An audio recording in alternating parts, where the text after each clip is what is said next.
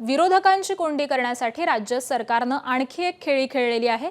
विरोधकांचे मुख्य प्रतोद आणि प्रतोद मंत्रिपदाच्या दर्जापासून आता दूर राहणार आहेत। प्रतोदांच्या मंत्रिपदाच्या दर्जासाठी आता संख्याबळाची अपेक्षा अट ही करण्यात आलेली आहे। किमान 10% सदस्य असलेल्या पक्षांच्या प्रतोदांनाच मंत्रिपदाचा दर्जा हा दिला जाणार आहे। त्यामुळे 10% सदस्य संख्येअभावी विरोधी पक्षनेते पद हे आधीच रिक्त आहे, तर विरोधी पक्षांच्या प्रतोदांना देखील आता मंत्रिपदाचा दर्जा हा मिळणार नाहीये। कालच या संदर्भामध्ये हा निर्णय जारी करण्यात आलेला आहे। पक्षांच्या प्रतोदांना आता मंत्रिपदाचा दर्जा दिला जाणार आहे। मात्र आज ही एक अट समोर आलेली आहे आणि त्यामुळे विरोधकांची कुठेतरी कोंडी झाल्याचं दिसतंय। विरोधकांचे जे मुख्य प्रतोद आहेत त्यांना मंत्रिपदाचा दर्जा हा दिला जाणार नाही आणि याच संदर्भामध्ये आपण अधिक चर्चा करूयात। आमचे प्रतिनिधी वेदांत नेप सध्या आपल्या सोबत आहेत। वेदांत, खरं तर काल हा निर्णय आलेला होता की प्रतोद आहेत त्यांना मंत्रिपदाचा दर्जा दिला जाणार आहे, मात्र आज ही अट समोर येते, यामुळे विरोधकांची नेमकी कशी कोंडी झाली आहे?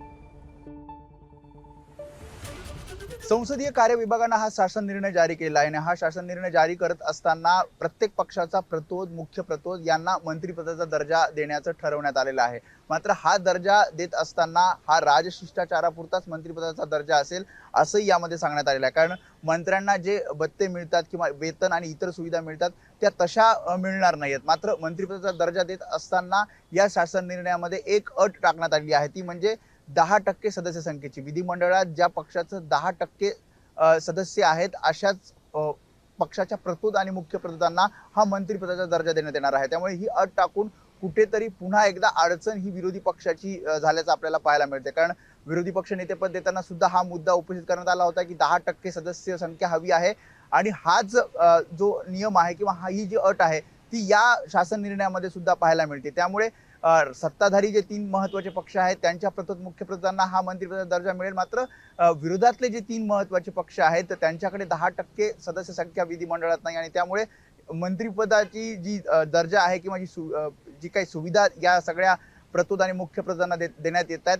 त्या सुविधा आणि मंत्रिपदाचा दर्जा हा विरोधी पक्षातील जे प्रतोद आहेत, मुख्य प्रतोद आहेत त्यांना देता येणार नाही आणि त्यामुळेच कुठेतरी विरोधी पक्षांमध्ये ही नाराजी आपल्याला पाहायला मिळते। शासन निर्णय जर आपण नीट वाचला तर मंत्र्यांप्रमाणे वेतन किंवा इतर सुविधा जरी मिळणार नसल्या, फक्त राजशिष्टाचारापुरताच मंत्रिपदाचा दर्जा असला तरी यामध्ये एक टोकन मानधन हे विधिमंडळ सचिवालयाकडनं 20 आणि 25,000 रुपये देण्यात येणार आहे आणि त्यामुळे अट टाकल्यामुळे कुठेतरी नाराजी आपल्याला विरोधी पक्षांमध्ये पाहायला मिळते। नक्कीच, धन्यवाद वेदांत या संपूर्ण सविस्तर माहितीसाठी। एबीपी माझा, उघडा डोळे बघा नीट।